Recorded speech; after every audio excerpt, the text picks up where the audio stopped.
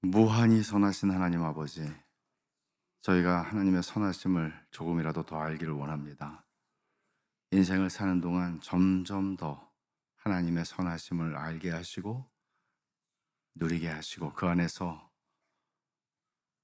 평안함을 맛보게 하시고 저희의 삶의 자리가 어떠하든지 빼앗길 수 없는 기쁨이 무엇인지를 알게 하여 주시고 그 기쁨으로 하나님이 천지를 창조하실 때 주고자 하셨던 그 기쁨으로 기뻐하며 인생의 시간들을 지내다가 주께서 오라고 하실 때 영원한 기쁨 속으로 들어가게 하여 주시옵소서. 사랑하는 동광의 가족들이 기쁨의 공동체가 되게 하여 주시옵소서. 이 시간에도 하나님 앞에 믿음으로 헌상하는 사랑하는 모든 손길들, 그 마음을 보시옵소서. 그리고 받으시옵소서. 그리고 하늘의 기쁨을 충만하게 가정에 하는 모든 일 가운데 채워주시기를 원합니다. 아버지 하나님, 이 시간 주의 말씀 저희가 듣기를 원합니다. 사람의 연약함에 매이지 아니하시고 제약받지 아니하시고 성령 하나님께서 이 말씀이 사랑하는 모든 심령 가운데 온전하게 증거되게 하여 주시옵소서. 예수님의 이름으로 기도합니다. 아멘.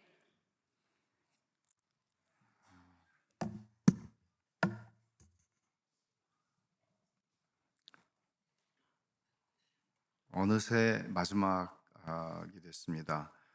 제가 말씀드린 것처럼 처음 말씀부터 오늘 5번째 말씀인데 다 사실은 연결되어 있는, 제가 생각할 땐 드라마예요. 연결되어 있는 말씀입니다. 오늘은 교회에 대한 말씀을 나누려고 생각을 합니다. 예수님께서 십자가를 지시기 전에 드리셨던 기도가 요한복음 17장이에요. 그러니까 어떻게 보면 예수님의 유언이라고도 말할 수 있겠죠. 마지막 기도예요. 여러분이 만약에 하나님께서 분명한 의식을 주시고 그러면 마지막에 여러분들이 하나님 앞에 가기 전에 드릴 수 있는 기도가 있을 겁니다. 정말 중요한 기도를 하겠죠. 예를 들어 우리의 자녀들 또는 자녀손들을 놔두고 우리가 먼저 주님 앞에 가게 된다고 한다면 여러분들은 아마 마지막으로 그들을 위해서 기도해 주고 싶으시지 않겠습니까? 그런 기도입니다. 그런 기도입니다. 교회가 여러분들에게는 어떤 의미가 있습니까? 여러분들은 왜 동광교회의 교인입니까? 여러분들이 바라는 것이 무엇입니까? 동광교회의 교인이 된다는 것이 성경에서는 교회를 가리켜서 하는 여러 가지 은유들이 있는데 그 중에 하나는 그리스도의 몸입니다. 또는 하나님의 언약의 백성이라고 하는 것도 있죠. 그러니까 그리스도의 몸이라고 하는 것은 이런 것이죠. 어거스틴도 그런 얘기를 했는데 내가 그리스도를 사랑한다고 할 때 그리스도를 사랑하는 것과 그리스도의 몸인 교회를 사랑하는 것이 분리될 수 있겠습니까? 그럴 수 없습니다. 그리스도를 사랑한다는 것은 곧 교회를 사랑하는 것입니다. 보이지 아니하시는 그리스도를 사랑한다는 것은 보이는 교회를 사랑하는 것입니다. 교회의 머리는 그리스도라고 얘기를 하죠. 그리고 그리스도의 몸이라고 하는 것은 추상적이지 않습니다. 그리스도의 몸에 여러분들이 동광교회라고 하는 그리스도의 몸의 지체들인 것입니다.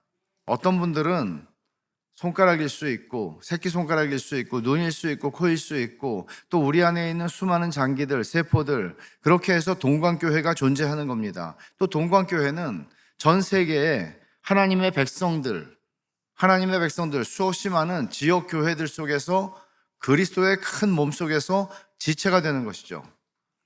그런 의미에서 저는 베샬롬 교회에 속한 성도이지만 동광교회의 성도들과 조금 더 다르지 않게 연결되어 있는 그리스도의 몸의 지체인 겁니다.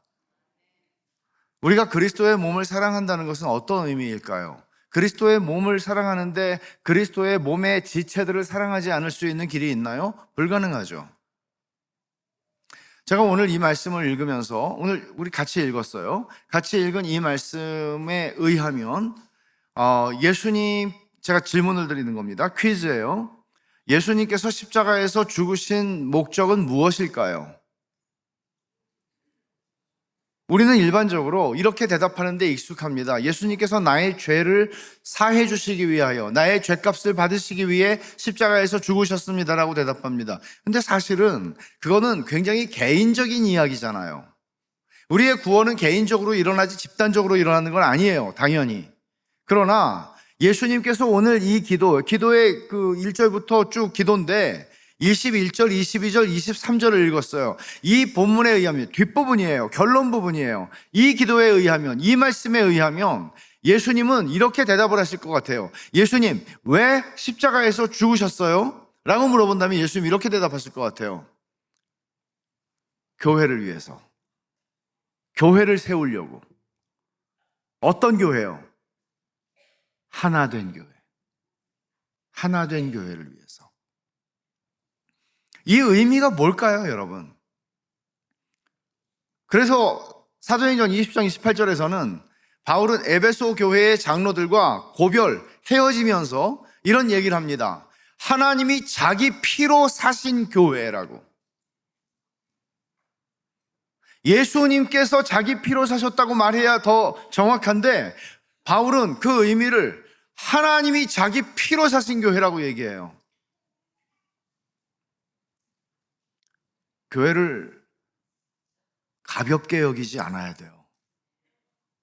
교회를 함부로 생각해서는 안 돼요. 교회가 사람이 그냥 내 주장과 내 소리와 내 마음대로 할 수 있는, 그게 누구든지 간에 그렇게 함부로 할 수 있는 곳이 아니에요. 왜냐하면 교회의 머리는 그리스도시고 교회는 그리스도의 몸이기 때문에 그래요. 그리스도의 몸의 지체 중에 그 어떤 지체도 그 사람이 어떤 연약한 모습을 가지고 있든 어떤 연약한 상태에 있든 상관없이 우리는 그 사람을 가볍게 대할 수 없습니다. 함부로 대할 수 없습니다. 그런 존재는 하나도 없습니다. 왜요? 하나님이 자기 피로 사신 교회의 그리스도의 몸의 지체이기 때문에 그렇습니다. 오늘날 가나안 성도라고 하는 사람들이 있어요. 들어보셨습니까? 가나안을 거꾸로 하면 안 나가잖아요. 그러니까 나는 하나님은 믿겠는데 교회 가면 머리가 아파서, 교회 가면 왜 그렇게 시끄러워? 왜 그렇게 사람들이 막 싸우고 다투고 삐지고 그리고 별로야. 교회 가면 머리 아파. 그래서 나는 주일날 아침에 10시든 11시든 내가 시간 딱 정해놓고, 뭐 정하지 않을 수도 있어요. 스타벅스에 가서 커피 한 잔 시키고 성경 펴놓고 성경을 읽고 또 땡기면 어디를 볼까 유튜브를 열고 이 교회 저 교회 실시간 중계하는 거를 찾아보다가 오늘은 이걸 듣자. 그리고 들어요. 그렇게 신앙생활을 해요. 당연히 정상적이지 않죠. 근데 가나안 성도라는 말은 교회가 없는 그리스도인을 가리킨다면 이 말은 모순어법입니다. 모순어법이라는 건 이런 거죠. 뜨거운 아이스크림 보셨나요? 뜨거운 아이스크림 없죠. 가나안 성도는 성도가 아니거나 성도일 수 있지만 심히 방황하고 있는 사람이겠죠. 교회가 없는 성도는 불가능합니다. 말하자면 저의 이 지체가 팔이 떨어져 나가면 거기에는 생명이 없는 겁니다. 우리는 그렇게 연결되어 있습니다. 이게 성경이 가르치는 교회입니다. 제가 첫날 말씀을 드렸던 게 이거죠. 하나님이 몇 분이십니까? 하나님께서 천지를 창조하시기 전에 뭘 하셨습니까? 하나님은 삼위로 계신다. 세 분이시다. 그러나 하나이시다. 그리고 천지를 창조하시기 전부터 영원토록 완전한 사귐 가운데 계셨다. 그 사귐이 만들어내는 기쁨이 충만했다. 그 충만한 기쁨을 나누어 주고 싶어서 하나님의 형상으로 사람을 만드셨다. 사람을 만들기 위해서 사람이 살아갈 수 있는 완전한 조건과 환경을 하나님께서 만들어 주셨다. 그것이 하나님의 천지 창조다. 그리고 사람이 하나님의 주시는 기쁨을 기뻐하고 하나님이 최고입니다 라고 하는 게 예배다. 그리고 그런 예배를 드릴 때 하나님은 영광을 받으신다. 그리고 그러기 때문에 그리스도인의 삶의 특징은 기쁨이고, 다니엘 풀러라는 사람은 이렇게 얘기해요. 당신이 믿음이 있는 사람인지 없는 사람인지, 믿음이 좋은 사람인지 아닌 사람인지, 믿음이 강한지 안 한지 알 수 있는 시금석이 있다. 그것은 기쁨이다. 믿음이 있는 사람은 기쁘다는 얘기예요. 비슷한 얘기죠. 은혜를 받으면 기쁨이라는 정서가 우리를 지배해요. 압도해요. 은혜를 받으면 기뻐요. 성도는 은혜를 받고 사는 사람이에요. 왜요? 오늘 아침에 제가 얘기한 거죠. 성도는 이걸 알아요. 내가 사회적으로 얼마나 출세했고 얼마나 잘 나가고 사람들 앞에서 얼마나 공부 많이 하는 사람이고 스펙이 얼마나 좋고 상관없이 내가 하나님 앞에서 얼마나 자격이 없는 존재인지를 아는 사람이 성도예요. 내가 아무리 생각해도 나는 너무 괜찮은 사람이라고 생각하는 사람이 은혜를 받을 수는 없을 거예요. 제가 아는 한 형제가 있는데 우리나라가 중국하고 수교를 하기 전에 중국에 가서 박사를 했어요.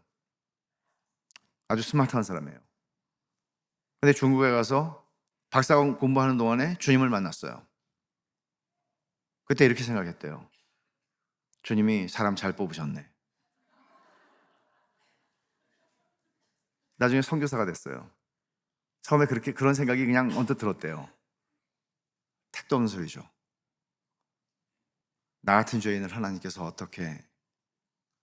어떻게 나를 찾아오셔서 나를 사랑하셨고 나에게 자격이 없는 나에게 찾아오셔서 그 은혜를 베푸셨는지를 그는 지금도 말하고 있어요.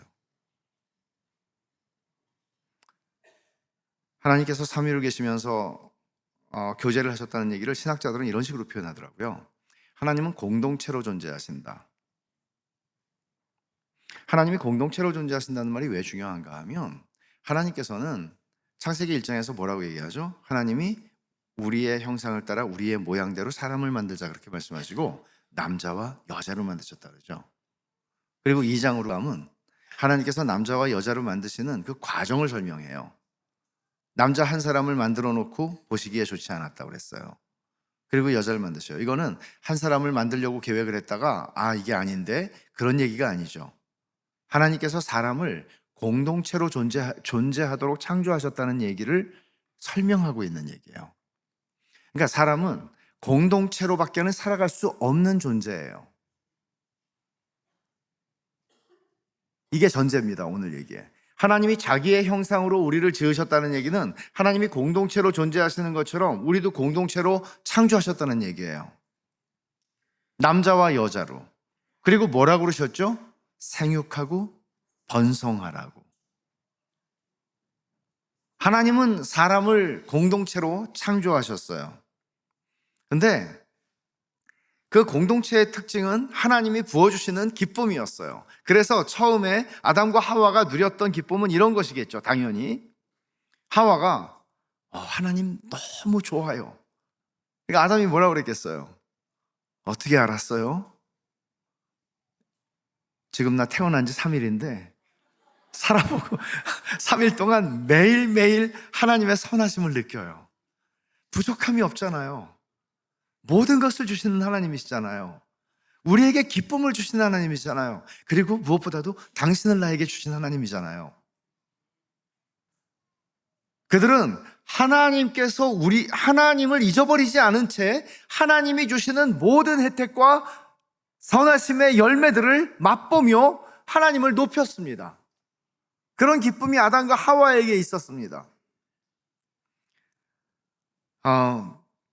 공동체의 기쁨이라고 말할 수 있겠죠, 이게. 하나님은 공동체를 창조하셨는데 그 공동체의 모습을 성경은 뭐라고 얘기를 하나 하면 창세기 2장 25절을 보면 이렇게 얘기를 합니다. 창세기 2장이 끝나는 장면이고 창세기 3장에서는 죄를 짓는 이야기가 나오잖아요. 죄를 짓기 전에 마지막으로 나온 말씀이 뭔가 하면 이거예요. 2장 25절에 아담과 그의 아내 두 사람이 벌거벗었으나 부끄러워하지 아니하니라. 이게 바로 앞에는 무슨 얘기가 나와요? 하나님께서 두 사람을 한 몸으로 만드시고 연합하였다고 하는 결혼의 서약을 주시죠. 선언을 하시죠. 그러니까 부부니까 부끄러워하지 않았지, 그런 얘기하는 거 아니에요. 이 공동체는 완전한 공동체였어요. 거기에는 수치감이 없었고 두려움이 없었어요. 그냥 나 자신을 수식하고 나 자신을 꾸미고 나 자신을 좀 더 멋있게 보이려고 그런 노력을 해야 할 필요도 이유도 없었어요. 그냥 나 자신일 수 있었어요. 하나님이 만드신 걸작품 그대로.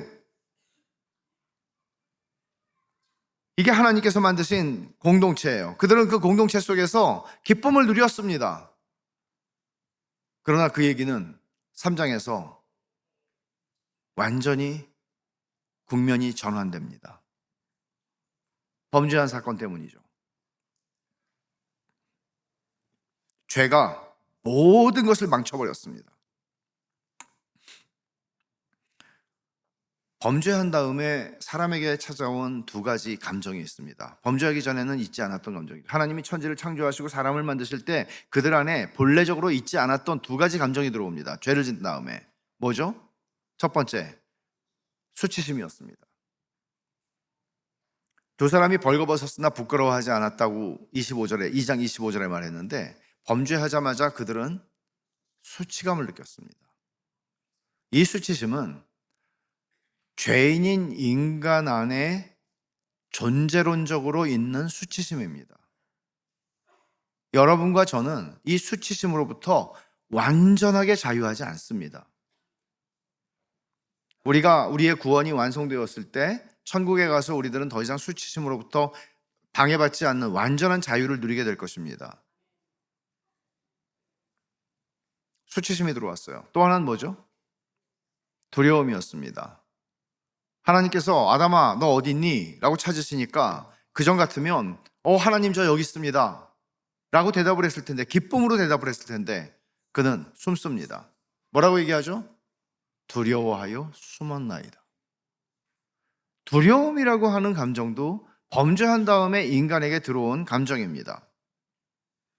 심지어 이 아담과 하와 사이에 분열이 일어나죠. 왜 먹었어? 그러니까 아담이 뭐라고 대답합니까? 하나님이 나한테 주신 욕이 나올 뻔했을 것 같아요. 저 여인이 아니고 한 글자로 저 여인 때문에 하나님이 나한테, 이거는 굉장히 아내에 대한 비난이기도 하지만 하나님에게 책임을 돌리는 것이기도 합니다. 조금 아까 뭐라고 그랬어요? 하나님께서 창조해 주셨을 때 있는데 살 중에 살이고 뼈 중에 뼈라고. 그들은 하나님 안에서 놀라운 사귐 가운데 삼위 하나님이 누리시는 그 완전한 교제가 부부 사이에 있었습니다. 얼마나 아름다웠을까요? 얼마나 만족스럽고 얼마나 좋았을까요? 깨졌습니다. 아내를 비난합니다. 공동체가 파괴된 거죠. 공동체가 파괴된 겁니다. 이후로 결혼이라는 제도는 존재했지만 행복하기만 한 결혼은 존재하지 않습니다. 행복하기만 한 결혼은 없습니다. 미혼인 청년들에게는 미안한 얘기지만 꿈 깨세요. 심지어 하나님께서는 하와에게 이렇게 말씀하시죠. 너는 남편을 원하고 남편은 너를 다스릴 것이니라. 이 말은 아내가 남편에게 의존적인 것, 그것은 여러 가지 의미가 있어요. 경제적인 것도 있고 정서적인 것도 있고 육체적인 의미도 있고 여러 가지가 의미가 있는데, 남편을 바라지만 나를 사랑해 줄 존재로, 나를 보호해 줄 수 있는 존재로, 내게 안정감을 줄 수 있는 존재로 원하지만 남자는 그렇게 반응하지 않습니다. 지배하려고 합니다. 엇박자가 나는 거죠. 그래서 우리 많은 문화권 속에 있는 동양 문화만이 아닙니다. 실제로 로마 제국의 문화도 대단히 가부장적이었습니다. 자식을 낳으면 아빠가 와서 딸이야 버려, 죽여. 몸이 좀 안 좋아 보이네, 갖다 버려. 그러면 그렇게 할 수 있었습니다. 아버지의 권리였습니다. 굉장히 부패한, 죄악된 문화죠. 이런 것들이 많습니다. 남자들이 아내를 지배하려고 합니다. 굴복시키려고 합니다. 이 말은 무슨 얘기인가 하면 하나님께서 너는 남편을 원하고 남편은 너를 다스릴 것이니라고 하는 얘기는 하나님께서 의도하셨던 이상적인 최초의 공동체가 깨졌다는 선언입니다. 부부 사이에서 그런 행복이 이루어질 수 없다면 이루어질 수 있는 거 없죠. 부부 사이에서 그런 관계가 행복한 교제와 관계가 이루어질 수 없다면 누구하고 그것을 만들어낼 수 있겠습니까?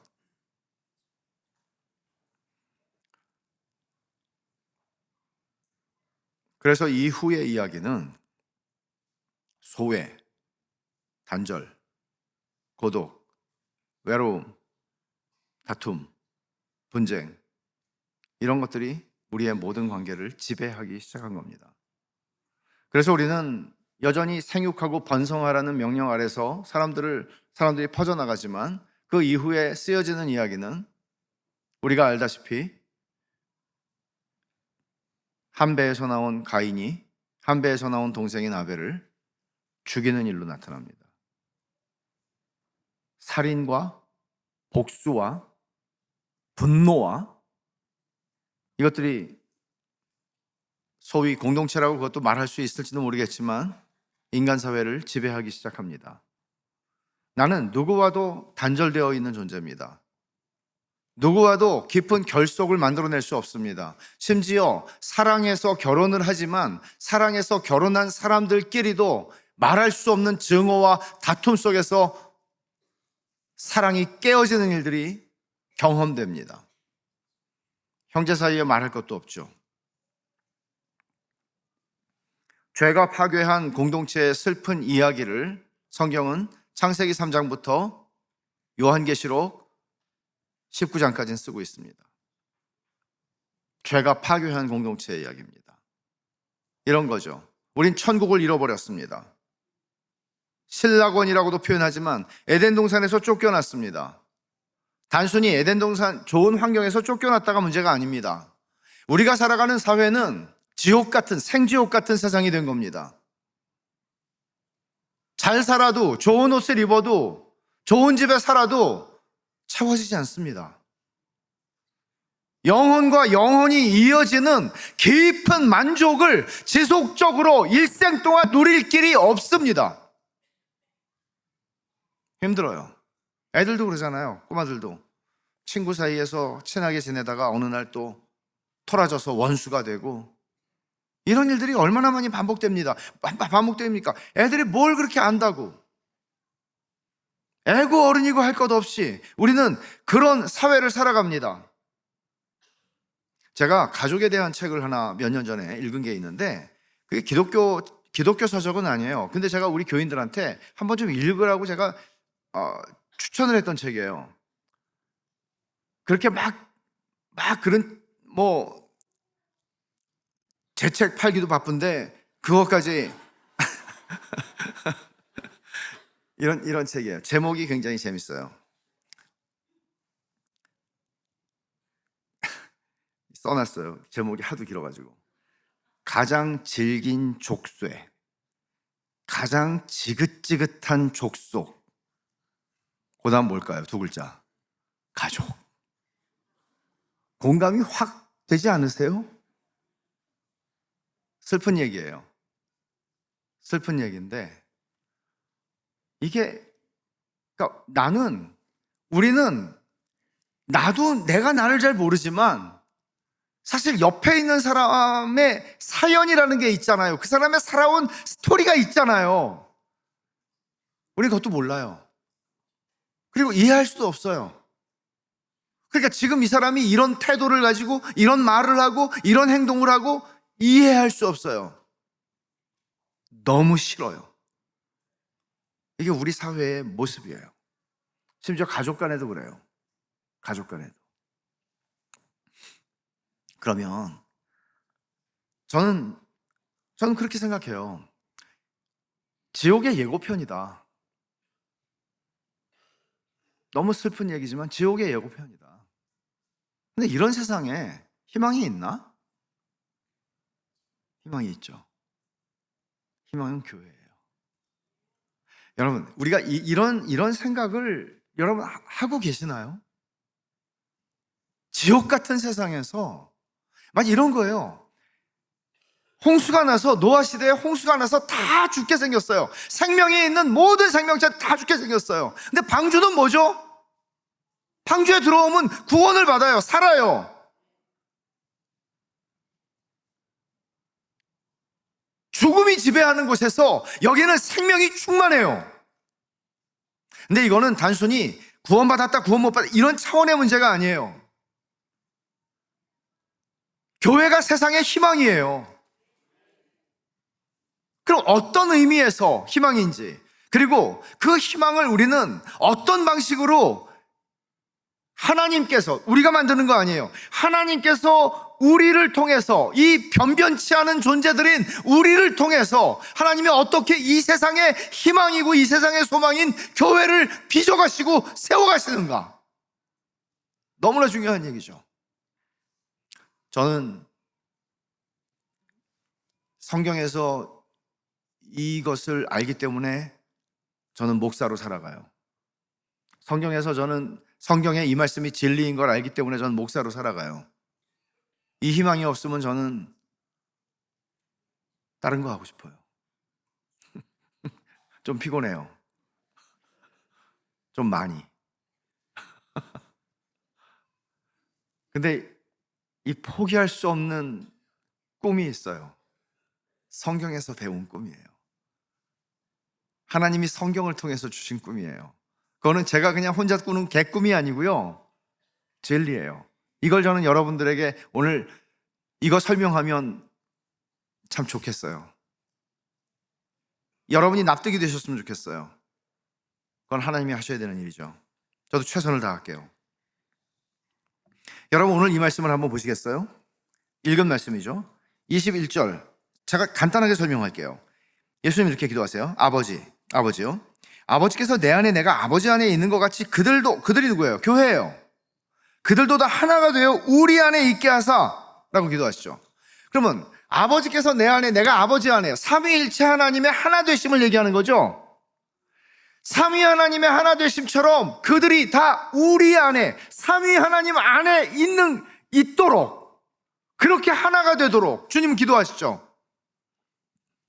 이 기도는 다시 말하지만 예수님께서 그냥 공생의 사역을 하는 동안에 그냥 드렸던 기도라고 해도 중요한데 예수님이 이제 십자가를 코앞에 두고 이 기도가 끝나면 주님은 잡히세요. 그리고 이튿날 밤새 신문을 당하시고 이튿날 십자가에 달려 죽으세요. 이런 얘기예요. 아버지, 때가 이르렀습니다. 내가 십자가를 질 때가 이제 왔습니다. 내가 기도하는 것은 내가 왜 이 십자가를 져야 합니까? 아버지가 내 안에 내가 아버지 안에 있는 것 같이 그들이 다 하나가 되어 우리 안에 있게 하는 것, 교회가 되는 것, 이걸 위해서 나는 이제 죽습니다. 십자가로 갑니다. 이 얘기를 하시는 거라고요.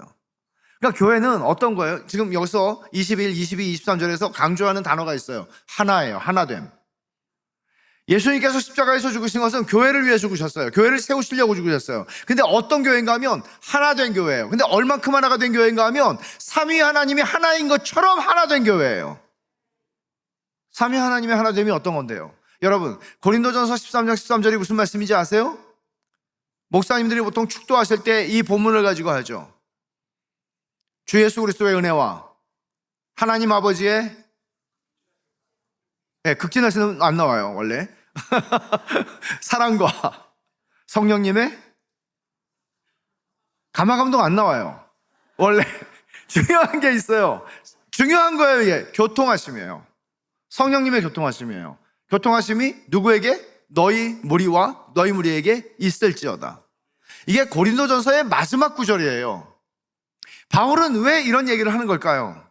여러분, 이거보다 더한 축복은 존재할 수 없어요. 여러분, 이 축복의 의미가 어떤 것인지 아세요? 예수 그리스도의 은혜와 그리스도를 떠나서 우리는 은혜를 알 수가 없어요. 이 그리스도의 은혜를 가능하게 한 것은 하나님 아버지의 성령 하나님, 성부 하나님의 사랑이에요. 극진하신 사랑이에요. 무한한 사랑이에요. 그런데 성령님의 교통하심은 뭘까요? 성령의 교제라는 얘기예요. 성령의 펠로우십, 성령의 코이노니아. 성령의 코이노니아라고 하는 얘기는, 성령의 코이노니아라고 표현된 것은 성부와 성자와 성령 하나님의 교제를 의미하는 얘기예요. 삼위 하나님이 완전히 하나가, 여기에는 어떤 불협화음도, 어떤 문제도, 어떤 분쟁도, 어떤 의견의 차이도 존재하지 않아요. 완전히 하나이세요. 그 사랑 안에서 완전히 하나이세요. 그 성령의 삼위 하나님의 사귐이 너희 가운데 있을지어다라는 얘기는 예수님의 이 기도를 의식한 거예요. 천지 창조의 목적을 의식한 거예요. 삼위 하나님의 교제의 기쁨을 부어주시려고 사람을 창조하셨잖아요. 공동체로. 근데 죄 때문에 다 망가졌죠. 죄 때문에 다 파괴됐죠. 죄 때문에 모든 관계가 다 깨어졌죠. 예수님께서 십자가에서 이루려고 하시는 것은 뭔가 하면, 우리 한 사람 한 사람의 죄를 용서하시고 사하시는 것뿐만이 아니라, 그로 말미암아 그래서 어떻게 하려고? So what? 교회를 세우시려고. 소외, 단절, 고립, 외로움, 고독함, 이것에 쩔어 있는 우리들을 그리스도의 피로 하나가 되게 하시는 것, 그 교회예요. 여기서 비로소 우리는 죄의 영향으로부터 자유함을 얻고, 하나님께서 본래 의도하셨던, 창조할 때 의도하셨던 그 기쁨을 맛보기 시작하는 거예요. 이게 교회예요. 어떻게 맛봐요? 관계 속에서. 처음은 하나님을 두려워하여 숨었는데, 하나님의 선하심과 인자하심이 나를 추격해서 나를 잡아다가 교회에다가 집어넣었어요. 성령께서 우리를 거듭나게 하셔서 집어넣었어요. 그러자 이제는 하나님의 선하심을 맛보아 알기 시작했어요. 하나님을 피하여 도망가는 존재가 아니에요. 은혜의 보좌 앞으로 날마다 언제든지 나아가는 존재가 됐어요. 내 모습이 아무리 개판이라도 그리스도를 통해서 나를 사랑하고 용납하시는 그 하나님의 변함없는, 나의 죄악이 하나님의 사랑을 감소시킬 수 없다는 사실을 알기 때문에 하나님께 나아갈 수 있어요. 거기서 끝나지 않아요. 하나님과의 관계가 회복이 되고, 하나님과의 관계가 회복된 너와 나 사이의 관계가 회복이 된 게 교회예요. 이게 교회예요. 그 성령의 교통하심이 너희 무리와 함께 있을지어다라고 얘기를 하는 겁니다. 22절을 한번 보세요. 내게 주신 영광을 내가 그들에게 주었사오니 이는 우리가 하나가 된 것 같이 그들도 하나가 되게 하려 함이니이다. 아버지께서 내게 주신 영광을 내가 그들에게 주었습니다. 이 목적은 뭔가 하면, 우리가 하나가, 아버지와 내가 하나인 것처럼 그들이 다 하나가 되게 하려고요 라고 말씀하시죠.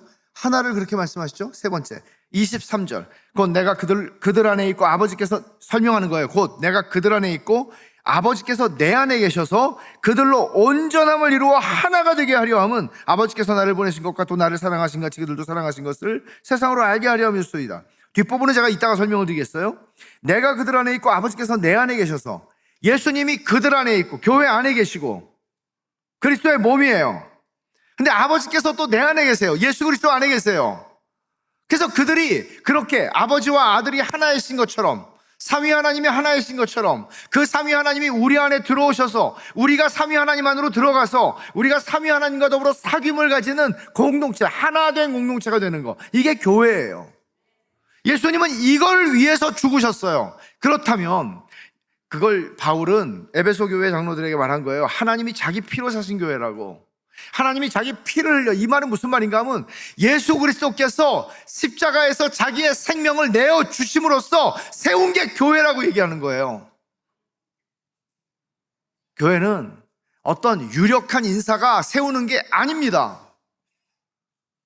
교회는 하나님이 모든 지상에 있는 모든 교회는 하나님이 자기 피로 사신 교회예요. 그리스도인들은 이것을 생각해야 돼요. 여러분, 저는 모르겠어요. 한국 교회, 미국 이민교회를 한 12년 목회를 했는데 싸움이 참 많이 일어나더라고요. 싸움이 얼마나 많이 일어나면 법정으로 너무 많이 가니까 미국에 있는 한인 기독교인 그 변호사들이 만들었어요. 교회에서 소송건이 나오면 제발 그 헌금 가지고 좀 소송 좀 하지 말라고. 헌금 갖다가 다 변호사비로 쓰고 소송 비용으로 쓰는 거예요. 두 파가 나눠져서 헌금 거기다 법조인들 먹여 살리려고 헌금 내요? 그러니까 변호사들이, 한인 변호사들이 우리가 무료 변론을 해줄 테니까 사심 없이 제발 헌금을 그렇게 그런 일까지 있었어요. 지금도 그 그룹이 있는지 모르겠는데, 주님이 말씀하신 이 기도를 생각하면 얼마나 거리가 먼 얘기입니까? 그러니까 제가 말하고 싶은 건 이런 거예요. 내가 아무리 오라도 그리스도의 몸을 찢을 수 있나? 그리고 내가 아무리 오라도 하나님이 자기 피로 사신 교회에서 내가 소리 지를 수 있나? 내가 아무리 오라도 하나님이 자기 피로 사신 예수 그리스도의 피값으로 세우신 교회에서 내가 이렇게 내 마음을, 내 주장을 이렇게 해도 되는 건가? 그럴 수 없는 것 같아요.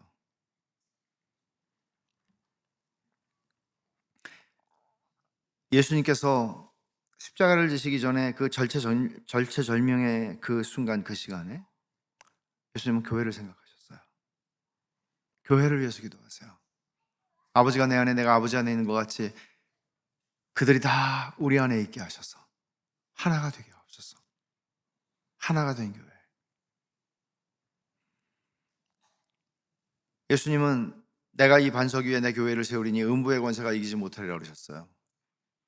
시오노 나남이라고 하는 역사가 있는데, 정통 역사가들은 이분을 역사가라고 보지 않을 수도 있겠지만 로마인 이야기라고 하는 대작을 쓴 사람이죠. 근데 이 사람은 기독교를 굉장히 싫어해요. 기독교를 굉장히 싫어하는데 이거 하나는 인정을 하더라고요. 그렇게 교회의 존재를 없애려고 했던 황제들과 그 역사 속에 그 많은 시도들이 있었는데도 없어지지 않은 건 교회다. 주님 말씀하신 대로죠. 음부의 권세가 이길 수 없어요. 여러분, 여러분들은 관계를 맺는 게 편하세요? 불편하세요? 불편할 거예요. 아무리 외형적인 사람이라고 그래도 관계를 맺는 것이 내 마음대로 되지 않아요. 제가 여러분에게 한번 질문해 볼게요. 여러분들은 동강교회에서 정말 진짜 나를 아는 사람이 있는지 한번 생각해 보세요. 진짜 나를 아는 사람. 그러니까 이런 거죠. 여러분들은 얼마나 여러분 자신이 되실 수가 있으십니까? 어느 정도는 우리는 포장을 하지 않습니까? 그게 뭐 나쁘다 뭐 이런 판단의 문제가 아니라 어느 정도는 우리는 포장을 합니다. 여전히 우리는 하나님의 구원받은 백성이라고 할지라도 완전하게 우리의 죄성이 사라져버린 것이 아니기 때문에 우리의 성화의 여정 속에서 우리는 여전히 이런 싸움이 존재합니다. 수치심과의 싸움, 그리고 두려움과의 싸움이 있습니다. 이런 게 있죠. 누가 나를 아는가 하는 문제에서 누가 나를 진짜 알고 있다는 얘기는 무슨 얘기인가 하면 내가 훌륭하고 잘난 것을 아는 것이 아니에요. 나의 치부를 아는 것입니다. 내가 가장 괴로워하고 있는 나의 약점을 아는 것입니다. 내가 무엇 때문에 그렇게 힘들어하고 있고 말 못할 아픔 때문에 내가 괴로워하고 있는 그거를 아는 사람이 있다면 그 사람은 나를 많이 아는 사람일 겁니다. 근데 그럴 수 있는 그런 사람이 누가 있습니까?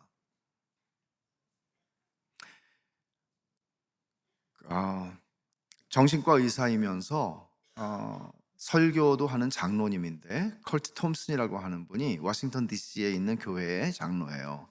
이분이 쓴 책 가운데 이런 말을 합니다. 그러니까 그리스도인이 성장하고 성숙해지는 것, 다시 말하면 그리스도를 닮아가는 거잖아요. 우리 일생 동안에 우리는 예수님께서 우리를 위해서 죽으신 것은 단순히 죄에서 용서해 주신다 이걸 해서 뭘 하느냐는 거예요. 그러면 두 가지가 일어나죠. 우리의 개인에게 적용할 수 있는 게 있고 공동체에 적용할 수 있는 게 있어요. 공동체에 적용하는 걸 제가 오늘 이 본문을 통해서 말씀드리는 거예요. 주님은 교회를 세우시기 위해 죽으셨다. 하나된 교회를 세우시기 위해 죽으셨다. 그런데 하나된 교회 속에서 어떤 일이 일어나는가? 나 개인에게는 동강교회를 세우려고 죽으셨다. 근데 동강교회 성도들의 한 사람인 여러분들에게는 어떤 일이 일어나는가? 죄를 용서해 주셔서 어떤 일이 일어나는가? 그러면 역으로 한번 생각해 보세요. 죄를 지은 다음에 인간에게 찾아온 게 두 개라고 그랬죠, 제가. 수치심과 두려움이요. 예수님께서 십자가에서 우리의 죄를 해결해 주셨을 때 우리에게는 어떤 회복이 일어나나 하면 죄 용서를 받은 결과로 말미암아 우리 안에서는 근본적으로 수치심과 두려움을 이기는 힘이 생겨요. 근본적으로. 그러니까 이기는 힘이라고 제가 표현했는데 이거는 조금 표현이 너무나 약한 것 같아요. 근본적으로 수치심과 두려움이 우리의 인격과 성품과 우리의 정서와 우리의 생각을 지배하는 것으로부터 우리는 자유함을 얻습니다. 왜냐하면 하나님께서 나의 수치를 아시고도 나를 용납하셨기 때문이죠. 내 모습을 다 아시면서도 나를 하나님의 아들과 딸로 영접해 주셨고 나를 자랑스러워 하시고요, 나를 기뻐하시기 때문이죠. 로마서 8장에서 뭐라고 말합니까? 그 마다들의 형상을 본받게 하기 위해서라고 말합니다. 예수 그리스도 본받게 하기 위해서. 그럼 우리의 일생에는 어떤 일이 일어나는가 하면 개인적으로는 그리스도를 닮아가는 일이 일어나는 거예요. 그러면 우리는, 제가 그랬잖아요, 전성기는 안 왔다. 우리의 전성기는 임종의 시간이다. 그리스도를 더 닮아가는 거예요. 그러면 여러분 정직하게 한번 생각해 보세요. 여러분들은 지난 몇 년씩 신앙생활 하셨는지 저는 모르니까요. 여러분들이 10년이다, 혹은 30년이다, 혹은 50년이다, 혹은 1년이다. 그러면 그 사이에 여러분들은 그만큼 그리스도를 닮아왔습니까? 생각하셔야 돼요. 저는 선교사를 한 15년 했어요. 굉장히 죄송한 얘기고 꿈 깨는 얘기지만 이런 고민을 했어요. 복음을 위해서 청춘과 그 가족과 그 삶을 다 바치고 일생을 그런 선교사님들을 뵈면서 가까이서 나 저렇게 나이 들고 싶지 않다는 생각을 했던 경우가 많았어요. 그건 제가 건방지니까 그런 생각을 했을 수도 있겠죠. 근데 진심으로 저렇게 멋없이 고집불통으로 늙고 싶지 않다. 30대 초반이었을 때.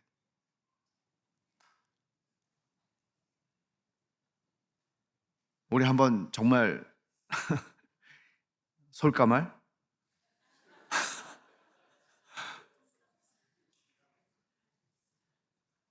저는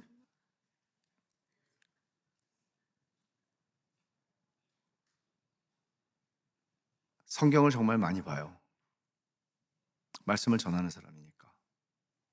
근데 내가 일생을 이렇게 하나님의 말씀을 가지고 씨름하고 목양을 하고 기도하고 엎드리고 그 열매는 내가 주님을 정말 닮아가는 것으로 나타났으면 좋겠다. 거짓 없이, 외식이나 종교적인 외식이나 가식 없이. 근데 그렇지 않은 경우들도 참 많이 봐요. 되게 슬퍼요. 우리 코미디를 하고 있는 건가? 인생을 걸고? 이게 뭐 하는 거지? 일생을 교회 안에서 보내신 분들을 참 많이 보죠.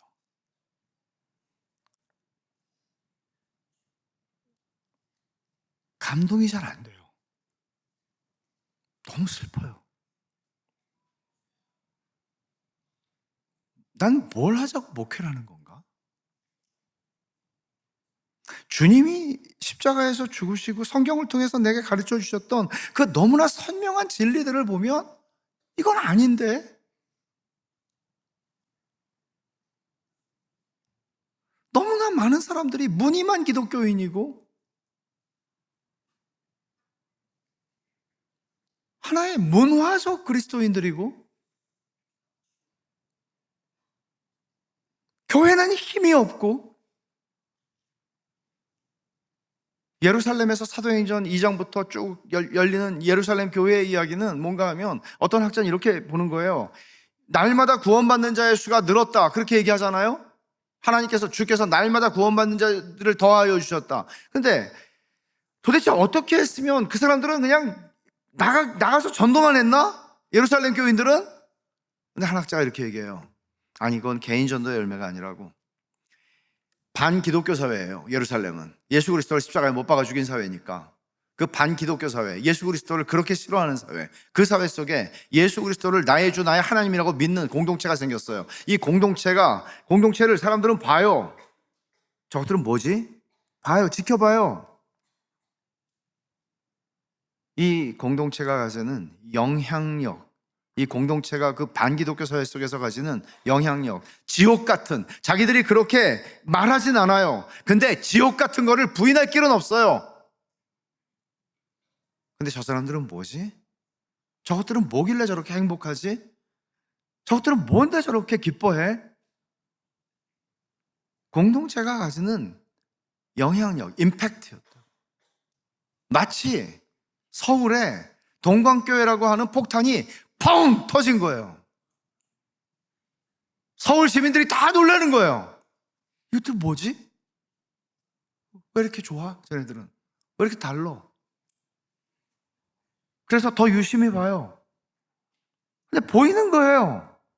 달라, 자기들하고는. 근데 지금 그래요? 우리에게는 그 다름이 있나요? 복음이 만들어내는 다름이 있나요? 내 인격과 내 성품과 내 삶의 방식과 내가 추구하는 목적과 가치와 개인을 넘어서서 교회는 그것을 보여주고 있나요? 교회 속에서 우리가 맺는 단절과 소외와 고독과 이것이 이 세상의 모든 관계를 규정하는 것인데, 죄를 지은 다음에 우리 안에서는 다시 그 단절되었던 것이 소통이 되기 시작하고 연결되기 시작하고 결속이 되고, 이걸 경험하는 거예요. 제가 아까 컬트 톰슨의 얘기를 하다가 중단했는데, 컬트 톰슨이 이런 얘기를 해요. 우리가 성장하려면, 성숙해지려면, 그러니까 진짜 성숙한 사람이 그리스도를 닮아가려면 이게 필요하다. 두 가지를 얘기해요. 근데 한 가지는 우리가 다 아는 거니까 별로 말할 필요도 없어요. 뭔가 하면 지식이 필요하대요. 하나님을 알아야 되고 사람에 대해서도 알아야 돼요. 지식이 필요해요. 그러니까 여러분, 물리학을 공부하는 과학, 천체를 공부하는 박사일 수 있어요. 아주 똑똑한 천재일 수 있어요. 그런데 사람에 대한 이해가 없다면 그 사람은 성숙할 수 없겠죠. 당연하죠. 하나님을 알고 사람을 아는 거예요. 근데 또 하나가 필요하대요. 그건 뭔가 하면, 아는 것도 필요하지만 나라는 존재가 알려지는 과정이 필요하대요. 성숙해지려면. 나라는 존재가 알려지려면 어떻게 해야 될까요? 제가 아까 그랬잖아요. 여러분을 진짜 아는 사람이 이 안에 있냐고.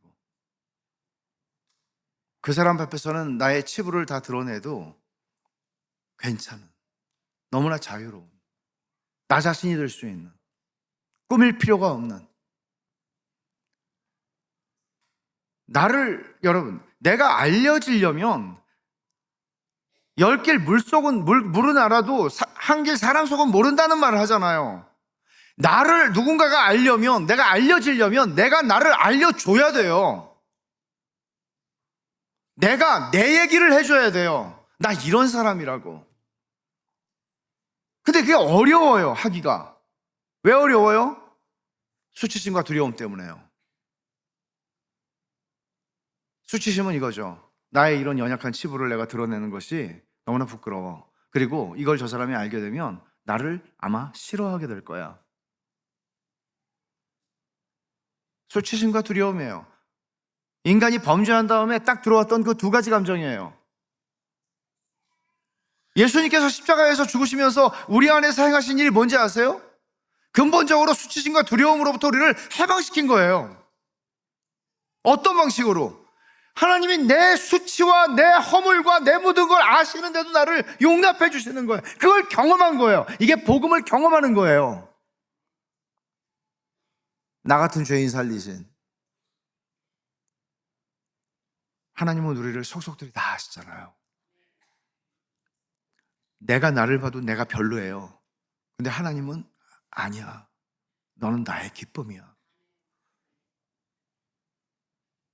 나는 너의 완성된 모습을 알고 있고 너 지금 글로 가고 있는 중이야. 넌 최고야. 비교할 대상이 없어. 복음은 나에게 계속 그것을 말씀해 줍니다. 하나님께서. 그때 우리는 복음을 믿게 될 때 이걸 믿게 되는 거죠. 아, 정말 하나님께서 나를 아주 독특하게 특별하게 지으신 존재로 나를 지으셨고 나를 사랑하시는구나. 그리고는 알아들을 만 함부로 뭐 앞에 나와서 뭐 나는 이런 사람 이런 거 말고요. 이 사람이 내 말을 알아들을 것 같아. 그리고 그 사람하고 만나서 내 얘기를 해줘요. 그러면 어떤 반응이 나올 것 같아요, 여러분? 이렇게 돼요. 10중 8구가 아니고 99%. 미투. 사실은 나도 그래요. 그런 얘기 해줘서 너무 고마워요.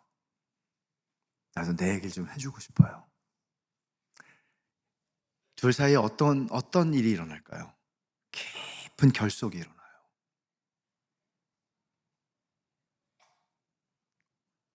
복음이 만들어내는 일이에요.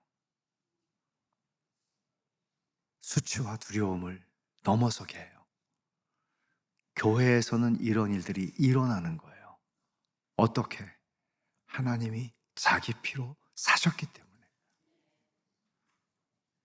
죄로 말미암아 망가진 관계, 죄로 말미암아 망가진 사회를 그리스도께서 십자가에서 죽으심으로써 다시 공동체를 세우셔서 그 공동체 안에서 그 망가진 관계, 망가진 사회를 회복시키시는 거예요.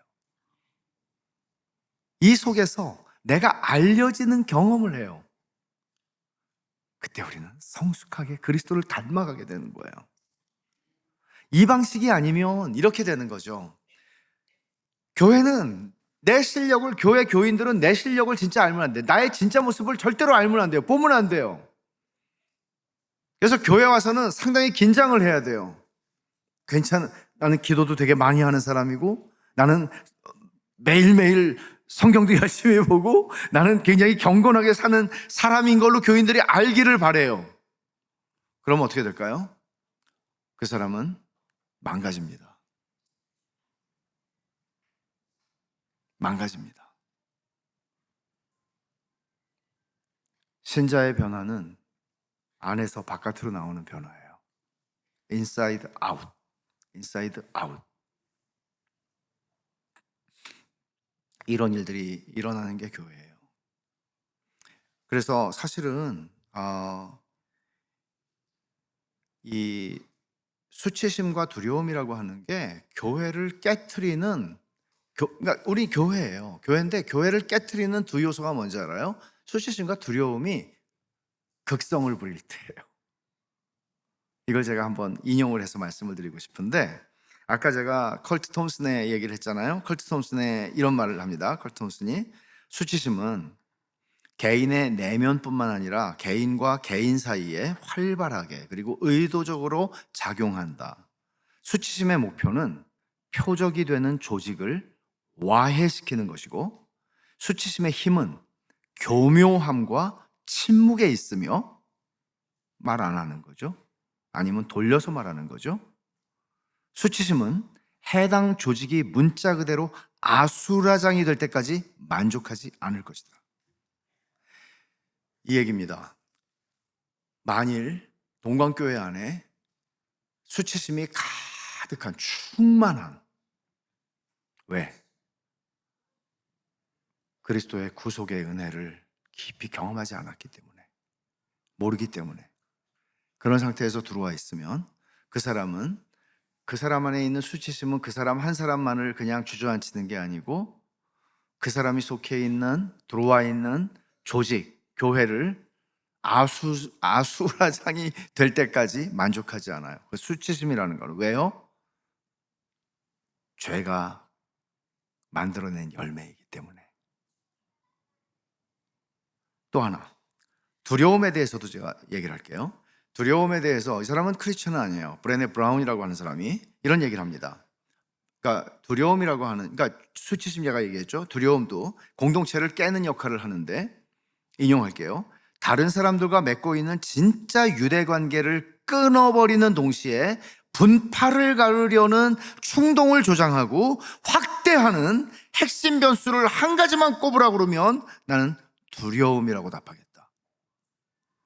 취약하다는 두려움, 상처받을지도 모른다는 두려움, 단절의 고통에서 비롯되는 두려움, 비난받고 실패할지도 모른다는 두려움, 갈등을 꺼리는 두려움, 기대에 미치지 못한다는 두려움, 바로 두려움이다.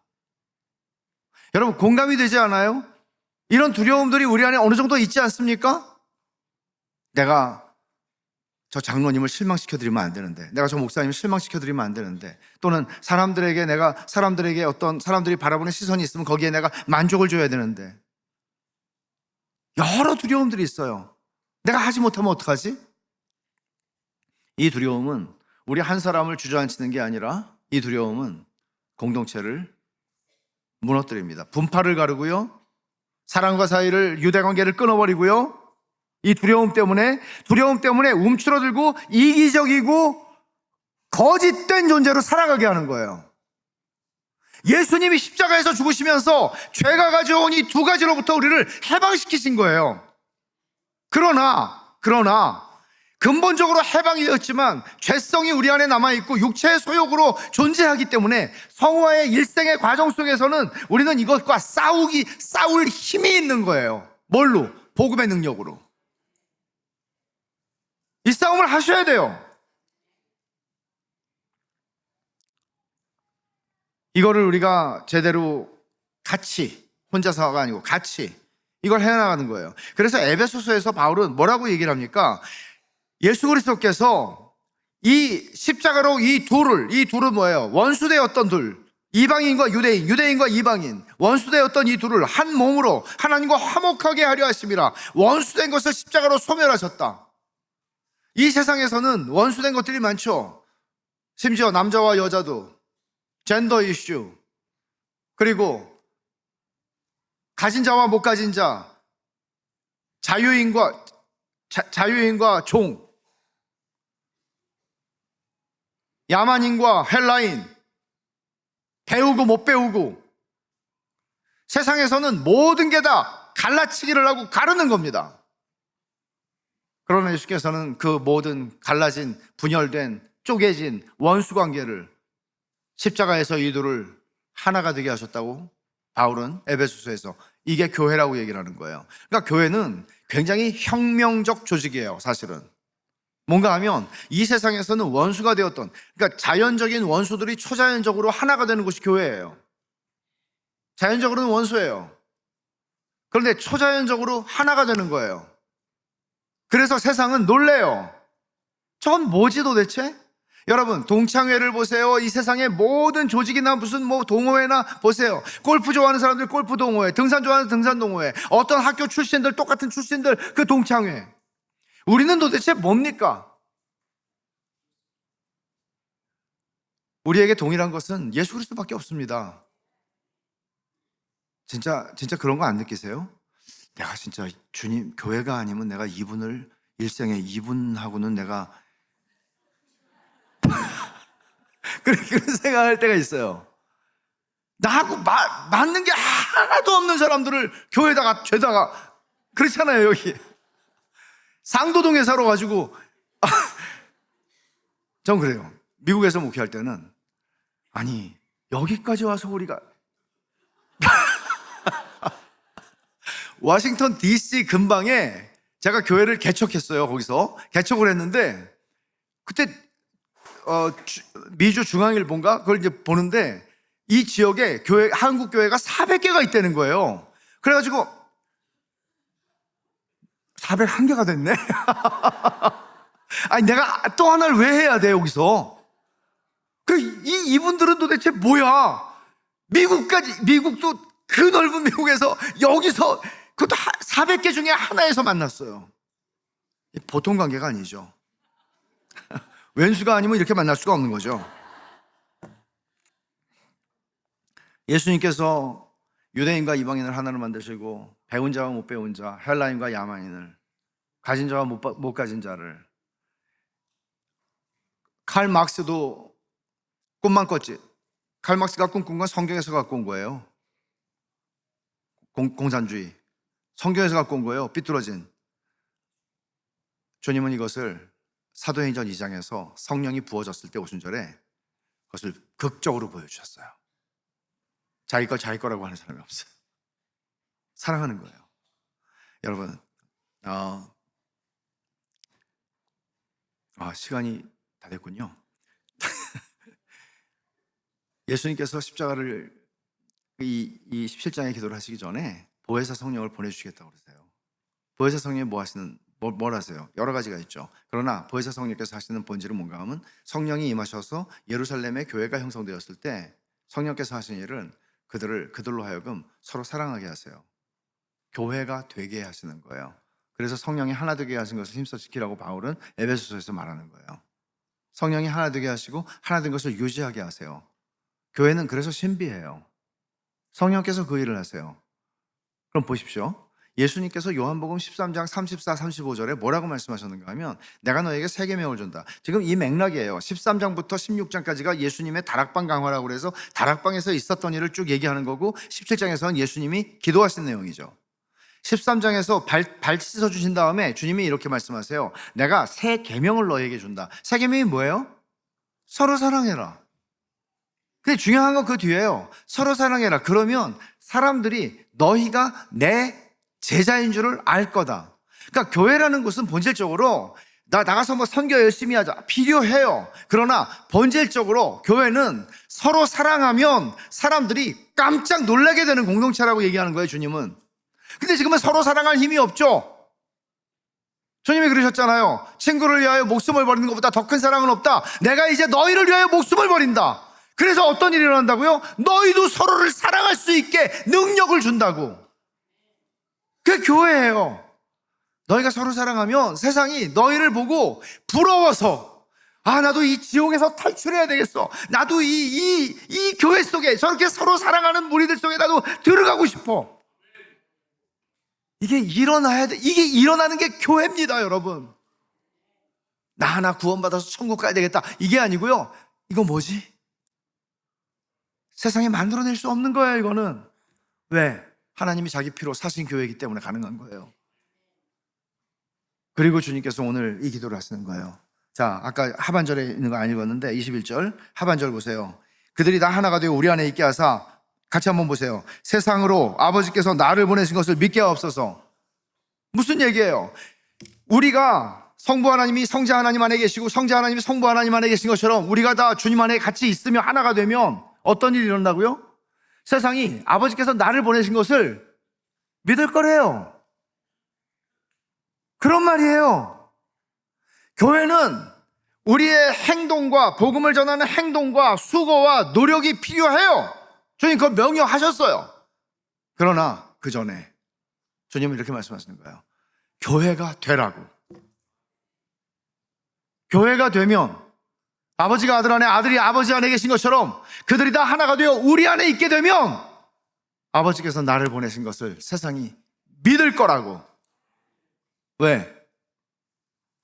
교회는 은혜의 기적이 생생하게 일어나고 있는 하나님의 살아계심을 증명하는 공동체 자리니까. 불가능한 일, 인간적으로 불가능한 일이 그리스도의 피로 가능해진 일이니까. 그리고 여러분 23절을 보세요. 내가 그들 안에 있고 아버지께서 내 안에 계셔 그들로 온전함을 이루어 하나가 되게 하려면, 이 말은 우리가 여정 가운데 있다는 얘기죠. 지금 이미 선언적으로는 하나예요. 그러나 점점 하나가 되어가는 거예요. 동광교회가 60년 정도 됐죠? 60년만큼 하나가 되어 오는 거예요. 70년이 향해 가죠? 점점 하나가 되어가는, 하나가 되어 온전함을 이루는 과정으로 가는 거예요. 이게 교회의 본질이에요. 사람은 더 많아질 수 있어요. 더 많아지는데 어떻게 하나가 되죠? 그리스도의 피로 하나가 되는 거예요. 어떻게 서로 사랑할 수 있죠? 이게 교회의 비전이에요. 그러면 어떤 일이 일어난다는 거죠? 23절 하반절, 아버지께서 나를 보내신 것과 또 나를 사랑하신 같이 그들도 사랑하신 것을 세상으로 알게 하려 함이로소이다. 아버지께서 나를 보내신 거, 구주로 보내신 거 세상에 알게 된다는 거죠. 이거는 앞에 21절에서 한 말하고 비슷하죠. 근데 뒤에 있는 말이 중요하잖아요. 아버지께서 나를 사랑하신 같이 그들을 사랑하신 것을 세상이 알게 될 거라고. 무슨 얘기죠? 하나님이, 그러니까 하나님이 이렇게 사랑하는 존재들이라는 것이 선명하게 보이는 거예요. 아니, 저 사람들은 뭐지? 하나님이 끔찍하게 사랑하는 사람들이야. 나도 그 사랑을 받고 싶어. 사랑을 받아본 적이 없잖아요. 그리스도인들은 교회 밖에 있는 세상을 향해, 비신자들을 향해 그들이 우리를 보고 부러워하게 하는, 잘난 척해서 그런 게 아니고, 잘난 척하면 반만 떨어지죠. 잘난 척해서 그러는 게 아니고 그냥 우리는 교회니까.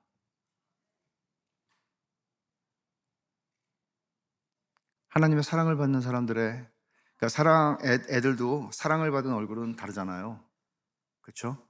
아주 사랑에 겨워서, 사랑이 막 그냥 뚝뚝 떨어지는 사랑을 너무 많이 받아서. 그리스도인들의 얼굴은 그런 거예요. 정상적이라면 하나님의 사랑을 받았고 서로 사랑하는 거예요. 목숨을 걸고 사랑하는 거예요. 왜냐하면 예수님이 목숨을 버려서 사랑하셨으니까.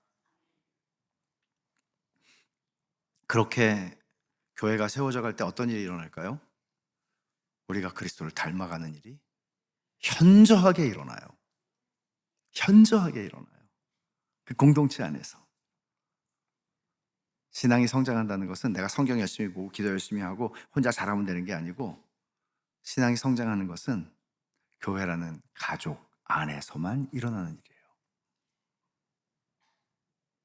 부대끼고 이렇게 저렇게 하면서. 여러분,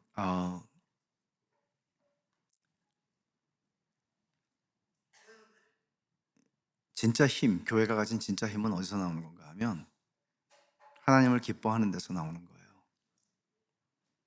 여러분들이 쌍코피 터지게 주님을 위해서 섬기고 헌신하는 거 좋아요. 힘들어 죽겠다 그러면서. 근데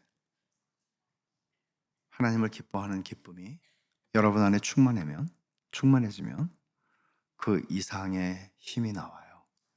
이게 선교의 동력이랍니다. 교회 역사 속에서 선교를 이루었던 것은 이런 기쁨이었습니다. 기쁨은 교회의 엔진입니다. 교회의 연료이기도 합니다. 이것을 우리는 사도행전에서 보는 거죠. 그래서 교회 아니면 여러분들은, 예수님이 자기를 부인하고 날 따라오라 그랬으니까 여러분들도 그렇게 하셔야 돼요. 여러분 혼자 살면 자기 부인 별로 안 해도 돼요. 근데 대학교 갈 때 뭐 룸메이트도 하고 그러잖아요. 친구들끼리 룸메이트 하다가 또 왼수되는 애들 많아요. 같이 살아보니까 이게 말이 아니거든요. 같이 살면 자기 부인은 기본이에요.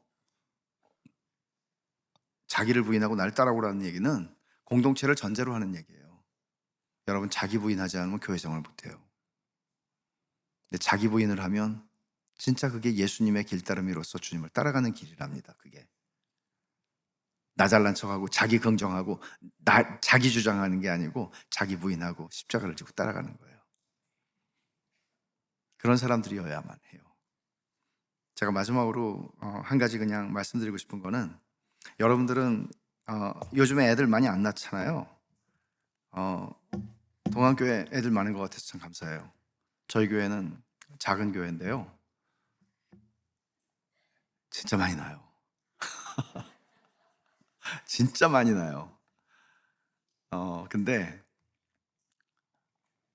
낳는 것도 훌륭해요. 낳는 것도 훌륭하고, 근데 여러분들은 여러분의 앞 세대가 동방교회를 세워서 이런 교회가 세워져 있잖아요. 여러분들은 다음 세대에게 뭘 주고 싶으세요? 여러분들이 줄 수 있는 건 다른 게 아니고 교회예요. 교회. 진짜 교회.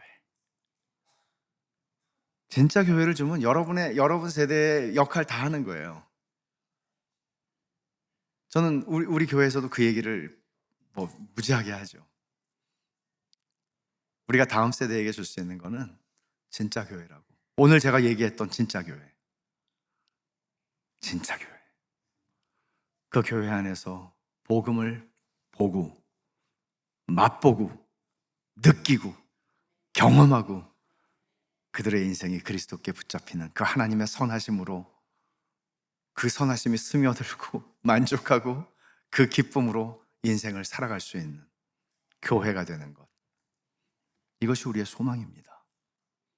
하나님께서 이런 슈퍼 파워가 여러분들의 하나님을 기뻐하는 기쁨으로부터 이런 것들을 경험하시는 그런 일들이 교회니까, 동광교회는 교회니까, 하나님이 자기 피로 사신 교회니까. 기도하겠습니다. 하나님 아버지, 감사합니다. 아무 자격도 없고 영원히 천벌을 받을 것밖에는 없는 저희들을 어떻게 찾아오셔서 저희들을 하나님의 자녀로 삼아주셨을 뿐만 아니라 저희들에게 교회를 주셨습니까? 하나님 아버지, 하나님께서 자기 피로 사신 동광교회를 세우셨고 저희들을 동광교회의 가족으로 부르셨으니 교회를 사랑하게 하시고, 교회의 지체들인 서로를 사랑하게 하시고, 이 세상이 깜짝 놀랄 만한 교회됨의 신비를, 은혜의 기적을 이 세상 앞에 드러내게 하사 아버지께서 아들을 세상에 보내신 것을 세상이 믿게 하는 공동체가 되게 하여 주시옵소서. 다음 세대에게 진짜 교회를 물려주는, 하나됨에서 더 온전함을 이룬 교회를 물려주는 그런 복된 세대가 되게 하여 주시옵소서. 예수님 이름으로 기도하옵나이다. 아멘.